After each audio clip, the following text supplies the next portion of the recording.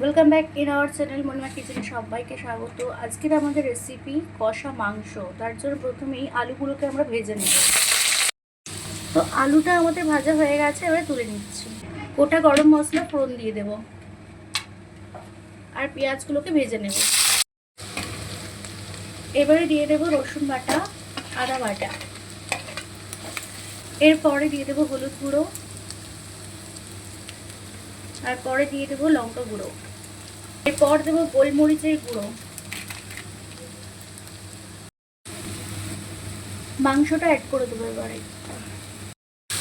এরপরে খুব ভালো করে কষিয়ে নিতে হবে। আলুগুলোকেও অ্যাড করে দেবো। এরপর অ্যাড করব নুন, এরপরে অ্যাড করে দেব লেবুর রস।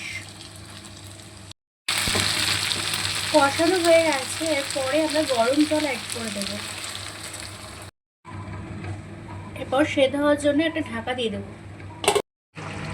কষা মাংস রেসিপি আমাদের কমপ্লিট হয়ে গেছে। রেসিপিটা যদি ভালো লেগে থাকে তো লাইক, কমেন্ট, শেয়ার, সাবস্ক্রাইব করবেন। ধন্যবাদ।